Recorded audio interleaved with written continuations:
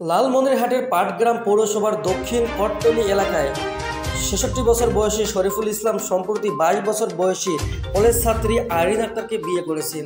এই অসম বয়সে বিয়ে সামাজিক যোগাযোগ মাধ্যমে আলোড়ন সৃষ্টি করেছে। জানা গেছে, আইরিনের পড়াশোনার খরচ বহনে শরীফুল ইসলাম সহায়তা করতেন এবং তিনি টাঙ্গাইলের একটি নার্সিং কলেজে পড়াশোনা করেছেন। শরীফুল ইসলাম তার পড়াশোনার জন্য ব্যাংকে ৬ লাখ টাকা ডিপোজিট করে প্রতি মাসে লভ্যাংশ তুলে দিতেন। আইরিনের পরিবার তার অন্যত্র বিয়ে দেওয়ার চেষ্টা করলে তিনি শরীফুল ইসলামকে বিয়ে করার সিদ্ধান্ত নেন। শরীফুল ইসলাম জানান, আইরিন তাকে বিয়ে করার ইচ্ছা প্রকাশ করলে তিনি প্রথমে অবাক হন, তবে পরে তিনি রাজি হন। এই বিয়ে এলাকায় ও সামাজিক মাধ্যমে চাঞ্চল্যকর ঘটনা সৃষ্টি করেছে। তবে শরীফুল ইসলাম ও আইরিন আক্তার তাদের সিদ্ধান্তে স্থির রয়েছেন এবং সকলের কাছে দোয়া কামনা করেছেন। কোথায় থেকে ধরবো পরিচয় থেকে?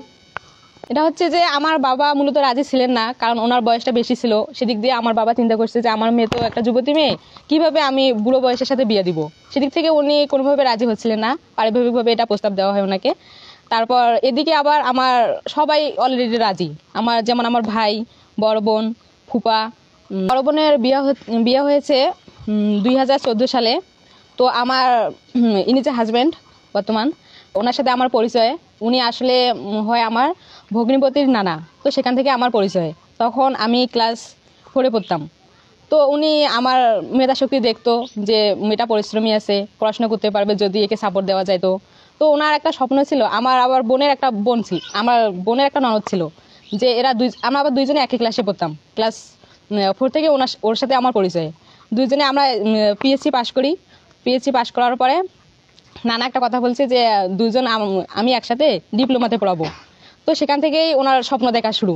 আর যখন আমি আস্তে আস্তে শুনতে পারি যে ইনি আমাকে নিয়ে একটা স্বপ্ন দেখছে, তখন আমারও কিছু স্বপ্ন সৃষ্টি হইলো যে ঠিক আছে, আমিও একটা ডাক্তার হব, জনমানুষের সেবা করব। এরকম একটা চিন্তা চেতনা আসে গেছে আমার। ভাবলাম যে অন্য কোথাও বিয়ে হলে হয়তো বা আমি পড়াশোনা করতে পারবো না, আমার নিজের জীবনটাকে সুন্দর করে গুছাতে পারবো না। এই জন্য আমি ভাবলাম যে যদি বিয়ে করাই লাগে তাহলে আমি আমার নানাকে বিয়ে করি। তো তারপরে বিয়ে হইলো। কে কে মন্তব্য করুক বা করবে বা করতেছেন, আমার তাতে কোনো যায় আসে না। আমি আলহামদুলিল্লাহ ভালো আছি, আর আশা রাখি যে ওনার সাথে থাকলে আমি ফিউচার পর্যন্ত ভালো থাকবো, এতটুকুই। আসলে হচ্ছে কি, ওনার বয়সটা যেহেতু একটু আমার চেয়ে দ্বিগুণ, সে অনুযায়ী আমার বাবা চাচ্ছিল না যে বিয়েটা হোক। সে অনুযায়ী উনি একটু যেমন তেমন কর্ম হোক ভালো, সেরকম। হয়তোবা আমার ফ্যামিলি আমাকে জন্ম দিয়েছে আমার মা বাবা, কিন্তু হয়তোবা সেভাবে পথ দেখাতে পারে নাই। কিন্তু এই মানুষটার বদলতে আমি হয়তোবা একটা সুন্দর প্রতিষ্ঠানে পড়তে পারতেছি। তো উনি আমার পাশে ছিলেন সবসময়। থাকার পরে আমি এসএসসি পরীক্ষা দিয়েছি। এসএসসি পরীক্ষা দেওয়ার পরে আমি সরকারি ম্যাথসের চান্স পাই, ওইখানে ভর্তি হই। উনি আবার সব কিছুই অ্যাপ্লাই থেকে নিয়ে এ থেকে জেড সব কিছু উনি সামলাইছে, এবং সেখানেই আমি পড়াশোনা শুরু করে দিই। তো তারপরে আমার এদিকে বয়স হইতেছে, আমার ফ্যামিলি থেকে বিয়ের চাপ আসতেছে, এখানে ওখানে বিভিন্ন জায়গা থেকে সম্বন্ধ আনতেছে আমার বাবা।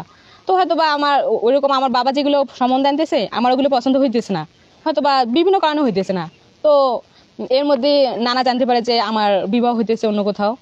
তারপর ইনি পারিবারিকভাবে এটা আলোচনা করলো যে উনি তো কখনো বিয়ে করে নেই, হয়তো বা ওনার বয়স 63 হতে পারে, 60 হতে পারে, কিন্তু উনি কখনো বিয়ে করে নেই, আর আমি তো আগে করিয়ে নেই। তো বিয়ের চাপটা অনেক কাছাকাছি এসে যায়। তারপর তার সাথে থাকলে আমি বাকি জীবনটা হয়তো বা সাপোর্ট পাবো, ভালো একটা সুন্দর জীবন পাবো। মানুষ তো একটা সুন্দর জীবনের জন্যই বাঁচে, তাই না? সেই জন্য আমি ওনাকে বিয়ে করছি। তার কোনো পিকচার জন্য বাইরে না যায়। তো কিভাবে একটা পিকচার বাইরে গেছে, মিডিয়ার সামনে গেছে, একটা পেজে গেছে, ওইখান থেকে বিভিন্ন। তারপর উনি আমাকে প্রস্তাব দিয়ে একাকি বলছি যে আমি যদি তোমাকে বিয়ে করতে চাই তাহলে কি তোমার কোনো দ্বিমত আছে?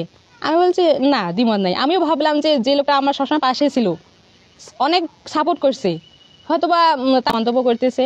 তো কে কি মন্তব্য করতেছে আমি ওটা বলতে চাচ্ছি না, সেটা যার যে মেটার সেটা করুক, পাশে লোকে কিছু বলবেই, ওটাতে কান দিয়ে আমার সুন্দর জীবনটাকে আমি নষ্ট করতে চাই না। তো